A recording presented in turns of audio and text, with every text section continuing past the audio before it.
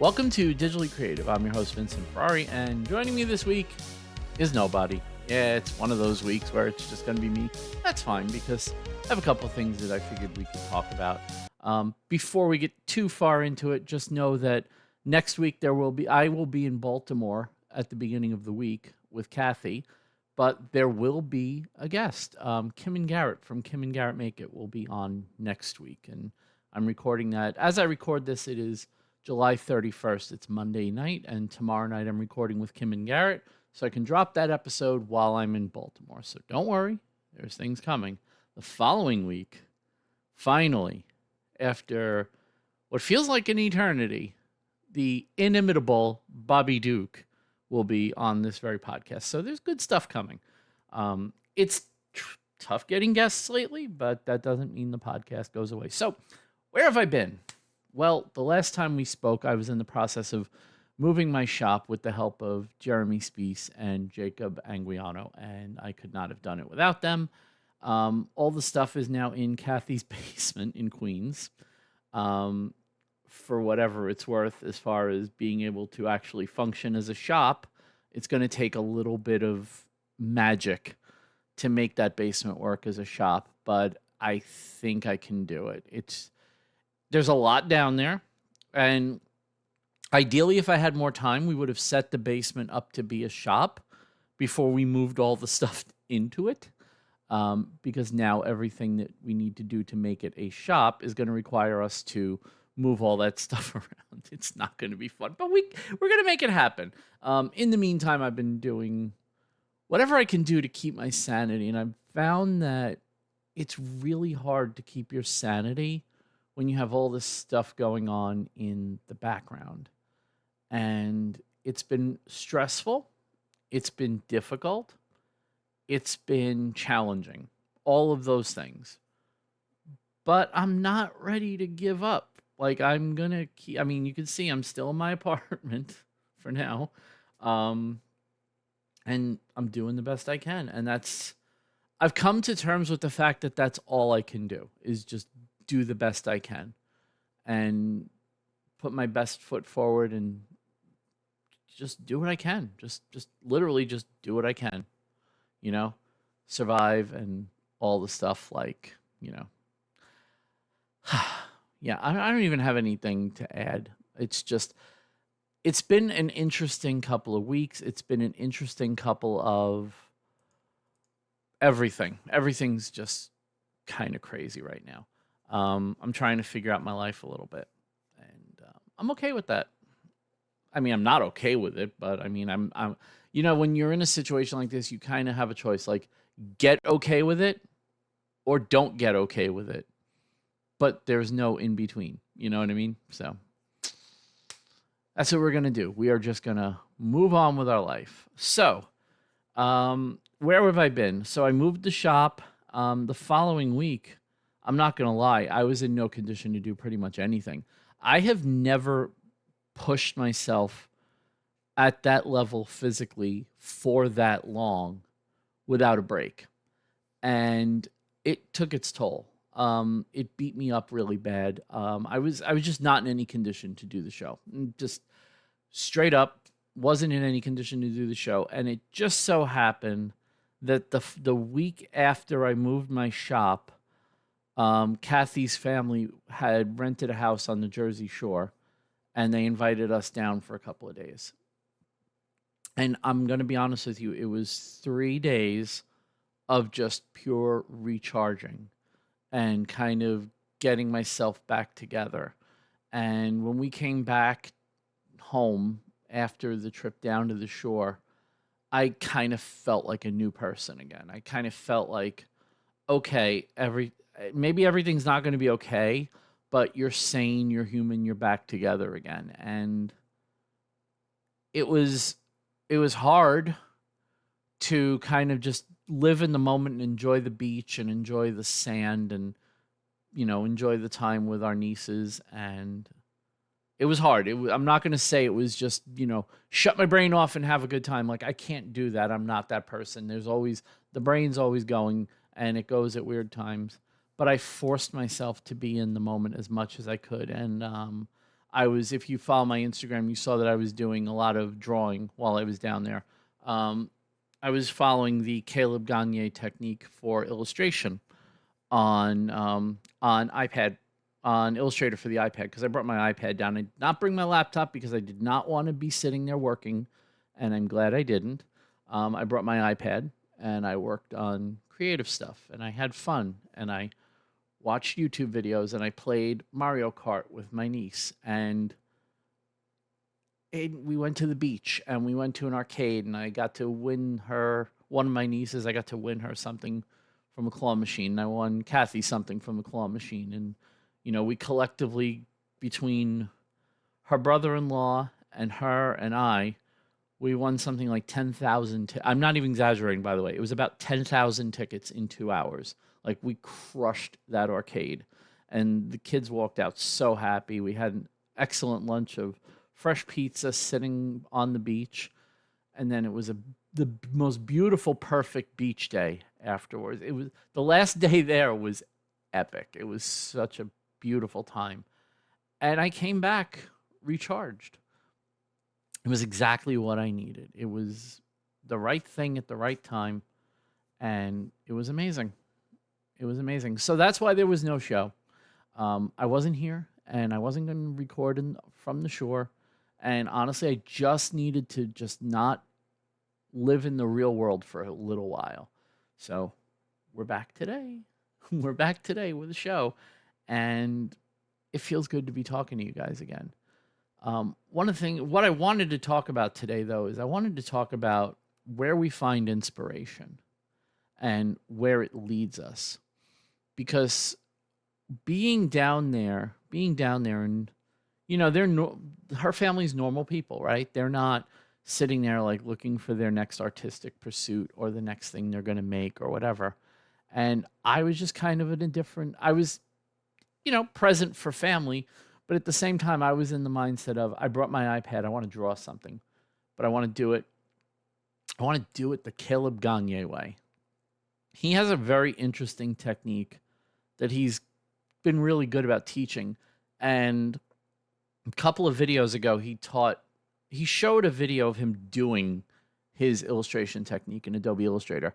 And I don't know why, I don't know what it was about that video, but for some reason, after years of watching him do it, it clicked and I understood it. I don't know why this video clicked the way it did for me, but it did. And of course I drew Pokemon because what else would I draw? But it really clicked for me. And I was like, oh my God, I can actually do this. So I did a Gengar and I did a Squirtle and I did a Jigglypuff while I was down there. And I would sit there and I would just draw. And I was having so much fun. And, the kids were like, wow, that is so cool. And everybody there was so impressed, like that I was just sitting there, sitting there with my iPad and Apple Pencil and just drawing and doing some cool stuff. And it just felt so good to just be disconnected from the world where I couldn't involve myself in the day-to-day stuff that was stressing me out, and to just be creating. And the inspiration all came from one video that I happened to watch before I went down there, like the weekend before we went down. Just a random video about, and it wasn't even like a tutorial so much as it was just him showing his process. And it's a process he's shown before, but for some reason, it inspired me because I understood it, right? When you grok something deeply like that, it really does change the way you look at a process. It makes you understand the process better. It makes you more comfortable doing it. And you can see the progression down to the third one, because it was Gengar, then Squirtle, then Jigglypuff. And you can see the progression of how much better Jigglypuff is than the other two, because it was the third one that I did. And the inspiration was a video that, I don't know that I necessarily, it's not a guarantee that I would have watched it. Sometimes I skip videos, I have 700 subscriptions on YouTube. I don't always watch every video from every creator I follow. But for some reason, I decided this one was one worth watching, and I did. And it was fantastic. And I learned so much. And now I feel like I have another tool in my quiver of arrows of things I can offer when people ask me to design something for them. And it's great. Like being able to go from sketch to illustration and be able to create something that looks really, really cool and professional and not have to always try to find clip art to give a client, because that's not always possible and it's not always free, you know? Feels really good. But the inspiration was a video. And I've had a lot of inspiration lately. I've been doing, I'll show you one of them. This is Pika Shroom. So a lot of YouTubers, especially art YouTubers, have been doing these, they've been getting these little wooden mushrooms and they've been painting them and doing cute characters with them and whatever.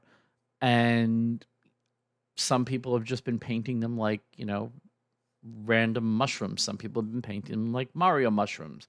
Some people have been painting them as little kawaii characters, and some people have been just painting them in the, you know, aesthetic of their color palette or whatever.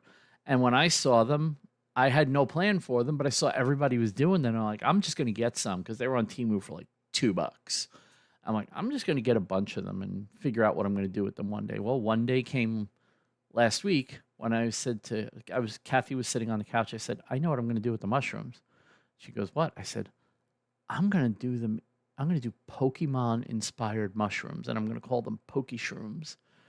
And she's like, that's a pretty cool idea. So I took inspiration from all the different Pokemon. The most involved one that I did was the Jigglypuff mushroom. And you can see the curl of hair at the top and the ears. That's polymer clay. And the eyes, I don't know how well this is going to focus because it's a little close to the camera, but the eyes are the illustration of Jigglypuff from my experimentation when I was on vacation. I shrunk them down to 4 millimeters each. Yeah, 4 millimeters each, I think they are.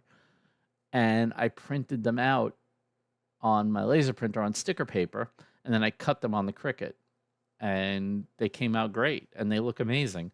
So that's another thing that I know I can now do reliably. I can go really, really small and do the detail work. So if I want to just paint a base color and do detail work with stickers and prints and just put varnish over the top of it to seal it and lock it on, I can do that.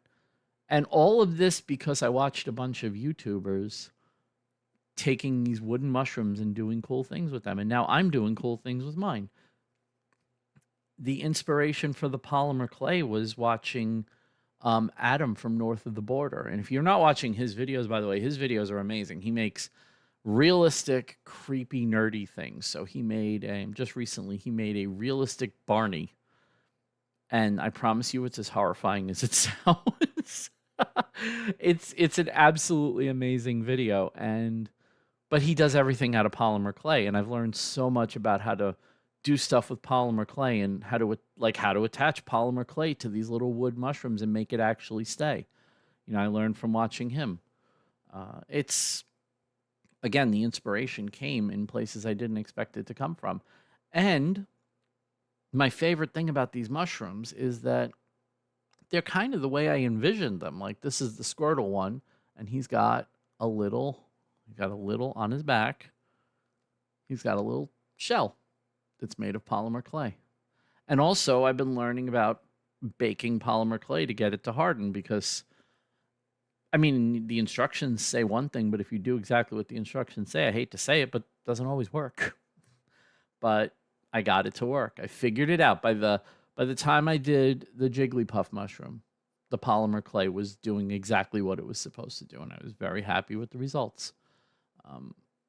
All this has been because inspiration struck. And I guess I get a lot of inspiration from YouTubers.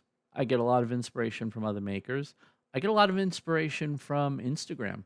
You know, scrolling through Instagram, just seeing what other people are making. Just seeing, sometimes I'll see a picture and I'll be like, I really want to do that. Or I hate to use the word imitate because it sounds like copying, but it kind of is. Like, we all do it to some extent, especially in the art world. Like you imitate what somebody does to learn how they do it, and then you branch out and start doing stuff on your own.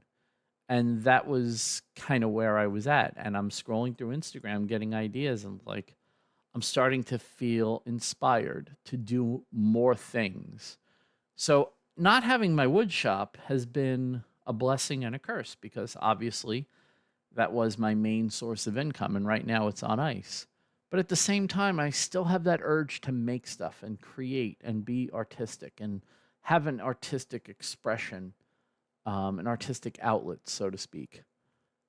And I'm finding what it is little by little. And it's making little things like this and making jewelry and, you know, finishing art pieces that I had worked on but never actually finished. In fact, probably not tonight, probably tomorrow before I record or during the day. I have a Hamza that I've been working on. If you remember, I did one that was on Instagram that I sold a little while ago. I'm doing another Hamza, but this one's gonna look like it's stained glass. And it's beautiful, but it's not done. And I want to finish it so I can finally call it done and, paint the lines around it so it looks like leading and sell it, make a little money, because I keep saying it, money's tight, but I don't want a handout. I want to be able to provide a service or some kind of product or something to somebody that they find valuable enough that they think it's worth paying for. To me, that's much more important than just having money. I mean, I could beg for money. I probably will hit the point at some point where it's going to be like, I'm going to have to start begging for money. I'm still applying for jobs, and it doesn't seem like anybody wants to hire a 47-year-old guy who has 25 years in IT.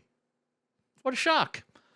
But I'd rather provide my art, and hopefully people like it enough to buy it. And that, to me, is a double reward, because obviously I'm making the money from it, and I'm also taking in that validation, because whether we admit it or not, external validation is pretty important. You see a lot of people say, "Oh, your validation has to come from inside." No, yes, it does, but the reality is external validation is always worth more than your own, reassuring copium voice inside your own head. I mean, I'll tell myself a million times things are going to be okay, but every once in a while something externally happens that says, "Yeah, it's probably going to be okay." That means a hell of a lot more than the voice inside my own head. It just does. So, but yeah, the inspiration bug. I'm always curious where the inspiration bug strikes. If you listen to the interviews that I do on this show, you'll see I ask that a lot, particularly of artists, because I always want to know where inspiration comes from. A lot of people, especially artists, will tell you, they like to take walks in nature, or they go on a hike, or they go on a run, or wander the woods, or walk along the beach, or take a walk on a boardwalk or something. And what I find interesting about a lot of artists is that even if they're taking a walk like on a boardwalk, they're not inspired to make beach things. It's just the experience of not being in front of your computer, not being in your studio, not being in front of your art supplies or all that.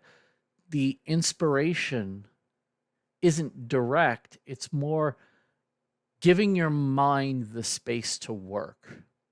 And I'm finding that I didn't understand that before, but the trip down to the Jersey Shore really, really solidified it for me, because I was isolated from all the things that would stop me from being inspired and from just doing something creative because I wanted to. And, there was nobody to buy those pictures of the Pokemon that I made. It was just, I was doing it because I wanted to, because I wanted to learn the technique. I wanted to get good at it. I wanted the detail to get right. I wanted to get comfortable with the shadows and the detail lines and the colors and all that stuff. That's what I was aiming for. That was the goal. But I found all that because being down there and away from all the distractions and all that's usually up here, allowed my mind to just relax and just go and just do the things, right? And I'm starting to understand how a walk in the woods, when they say it's inspirational, an artist says, a walk in the woods or a walk on the beach inspires them, they're not saying that they're inspired to make beach stuff. They're not saying they're inspired to make stuff and paint pine cones. They're saying that they're inspired because their mind gets to open up and do the things that they're cramping their mind with otherwise. They're disconnecting enough from the world that their mind can fill those empty spaces with creativity. Because I guess if you go into it with a creative mindset, that's what happens. And I'm finally starting to understand that. I don't know why it took me this long, by the way. I know this is probably such basic stuff for so many of you. And you're hearing this and going, yeah, of course, dumbass. And rightfully so, right? Like, I should have known this. I should have understood this. But I guess I didn't understand it as well because it had never happened to me. And now that it's happened, I'm I'm inspired by what inspired me. Today, in fact, I'll give you a good example. So was it yesterday?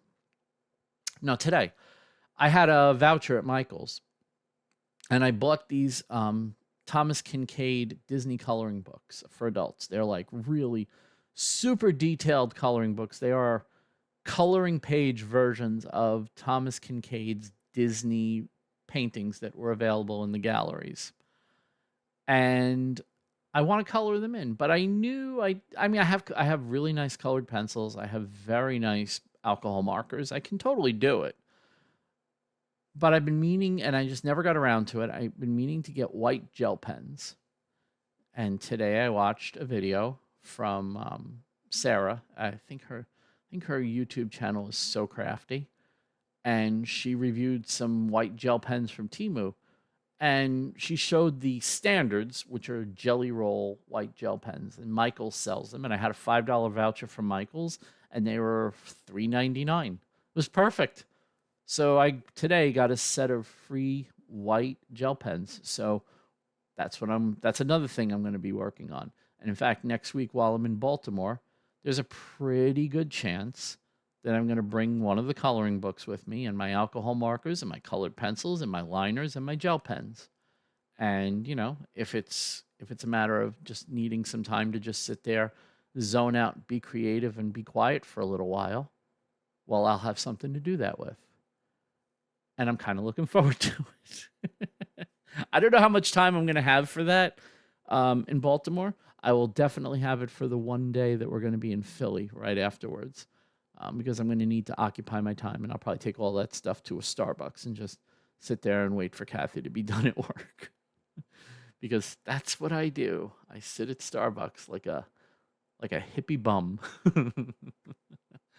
But yeah, I hope if you're suffering from some kind of creative block, I think I'm much more open now to this idea of taking everything out of your mind and just getting out of the house or getting out of your current situation and going someplace that you can allow yourself to be creative. You can allow your mind to kind of expand to fill the gaps that are currently taken up with all the worries and cares of your daily life, and find that space to be a little bit creative and just go for it. Just do something creative for the sake of doing something creative. I know that, and I'm guilty of this more than anyone I know. I'm always looking for an angle on, is this a product I can sell? Is this a product I can sell? Well, maybe what I need to stop doing is exactly that. And I think that you need to give yourself permission to do the things you love, even if that doesn't mean the production of an end product. And I'm very surprised that I've been able to do that. And maybe it's just because I don't have a choice right now. I'm kind of in a spot where it's like, well, you don't have a shop right now. So if you're going to do creative projects, now's your time to do them. And don't get me wrong, if somebody offered me money for the Pokey Shrooms, I'd sell them in a minute. I'm not going to sit here and go, nah, they're not for sale. Of course they're for sale. Everything's for sale, right? If you like my Pikachu shirt, it's for sale. I will make you one. Don't worry about it. Hit me up. But yeah, give yourself a chance to explore your creative side, to be inspired, to open your mind, have that mind-opening experience. Because I think that once you have it and you understand what it is and what it's like to have one, you're going to want to have another one real soon. And I'm very excited about, just every once in a while, I just go in my craft room and I look around. I'm like, what can I do with that? What can I do with that? And this wasn't a thing that I did. It was more of a, what product could I make? Now it's more of a, what can I do with that? Like, I should be able to do something really cool with that. So find a way to do something cool. Find a way to give your mind some space to, expand, to create, to put itself out there. And I think you're going to be really, really happy with what you come up with. I think you're going to be surprised at how far your mind will wander if you don't keep calling it back to think about your next bill that you have to pay. And that's not to say don't pay your bills. It's not to say don't do the important life stuff. But if you're a creative person, you also have to allow yourself some time to be a creative person. That's just as important. Um, I want to take a second to thank the people that support this show financially, because we've gotten a bunch of new people that support this show financially over the last couple of weeks. And honestly, it blows my mind, because, yeah, I never, it never gets old for me when I get a notification that somebody has started supporting the show financially. Never gets old. It never stops being cool to me that you guys love what I do enough to support the show. And I know I felt bad taking some time off, but I also knew that taking a little time off from the show in the middle of a whole bunch of life crap means I'm going to put on a better show when I come back. If I just slogged through the show, I could put a show out every week, right? I could put a complete garbage show out every single week with a smile on my face and say, "Hey guys, look, I just did a show for you. Aren't you grateful?" But that's not me. I want to do a good show, even if it's just me having a chat with you guys and discussing something interesting or something that happened or a story or something like that. I want the show to have some value. And if it means that maybe I have to take breaks more than I've taken breaks in the past because it's just me doing it, then that's what it's going to be. But I do appreciate that you guys hang in there with me. And I appreciate the support. And I appreciate all the people that reached out after the last episode. It means the world to me. I responded to every one of you when I could. If I didn't respond to you, I'm very sorry. I think I got everyone. But if I didn't get you and you said something, just know that I heard everything. I internalized everything. And it's been magnificent, the support you guys have offered me. And I appreciate it tremendously. The financial supporters of this podcast include Matthew Serio from Artigiano Serio, Big Al Schultz of New York Woodworks, who I should say I asked Al on Friday if he would be my best man at my wedding, and he said yes. So Big Al Schultz of New York Woodworks is now best man Al Schultz from New York Woodworks, and I'm sure that surprises precisely no one. New on the list this week, Scott Oram from Dad It Yourself DIY, longtime supporter of Because We Make and new supporter of Digitally Creative. So welcome aboard, Scott, and thank you. Ed Swanson from Ed's Clocks and More. Nick Birchtold from Birchtold Design Build is now on the terabyte tier. He moved up a tier. That blows my mind too. He was already on board, and now he's on board even more. So thank you so much, Nick. Tori Decker from Tori Did It. Jake Drews of Make with Jake. Megan Chris from Onyx Designs Woodwork, Christian Neary of Warren Works, Ken Madden from Mad K Studios, David Wood from DW Wood Builds, Dean Duplantis, Chris Raley of Route 9 Signs, another new supporter to the show on the Gigabyte tier. And Chris, it means the world to me that Chris is supporting the show, because when it comes to people who inspire the hell out of me as an artist, Chris has been inspiration since long before that man was ever on this podcast. He is one of the most talented people I know, and also one of the coolest friends that I have, and I am honored to call the man a friend. Jeff Stein, a.k.a. A Weird Guy, Kim and Garrett of Kim and Garrett Make It, who, as I said, will be on will be on next week. Next week's episode will be Kim and Garrett. Rory Langefeld of RLO Woodworks and DIY, Robert J. Keller, Brian Arsenault, the Seven Hills Maker, David, never called him David, Dave Bauer of Dave Bauer Art, Donald LeBlanc of Fun with Woodworking, Ross Cave, Jeremy Spees, Grant Alexander from the Clamp Podcast, Brad Harrison of Brad's Customs, and Billy Polton of Polton Projects. Thank you so much to everyone that supports the show financially. It means the world to me, especially now. And for the people that moved up a tier or new supporters, thank you. Thank you so, so, so much. I appreciate it. I am grateful to each and every one of you at any level that you can support, including leaving a review, sharing the show. My YouTube watch numbers are through the ceiling, so you bastards are really crushing it. And I didn't expect so many people, but I have gotten so many screenshots go, yeah, I have you on as background noise in the shop today. And it's the whole playlist is on the screen. I'm like, oh man, that is so awesome. So thank you so much. I mean, you guys, I put out the call and you guys answered, and it means the world to me. So thank you so much for that. That is just amazing. My thing of the week this week, I got a gift. I've been meaning to talk about this, but I haven't done a show since I got it. I got a gift from Kevin Mahaffey of Keebler Woodworks, who was a guest on the show a couple of months ago. And he gave me this little Groot with this beautiful, and I mean beautiful. Hold on, let me see if I can get, yeah, it should focus now. Look at this pen. Look at this pen. 2 hours later. Yeah, like I was saying, look at this pen. Look at it. It is absolutely gorgeous. And it is, of course, it's purple, white, and black. I mean, it's almost as if he did those colors intentionally to match the colors of the podcast. But it is absolutely stunning. I could not believe it when I opened up the box and I got this is just a work of art. I absolutely love it. So Baby Groot sits over here holding that pen for me. So that is my thing of the week. Kevin is a wonderful dude, a true mensch, as they say. And you should definitely go follow him if you're not. Keebler Woodworks on Instagram. Definitely a follow you need to make ASAP. And if you weren't following him after his episode here, I mean, geez, what are you guys even doing with your life? Go follow the man. He's worth a follow. I think that's going to do it for this week. This episode should be out at normal time, which is good. And like I said, Kim and Garrett, and then Bobby Duke. So there's good episodes coming. I got great guests. Hoping to have a couple more guests lined up. I'd like to have the whole month of August booked out. And I just realized that by the time this episode drops, we will be very close to the 1-year anniversary of the end of Because We Make. Isn't that funny? Been doing Digitally Creative for about a year.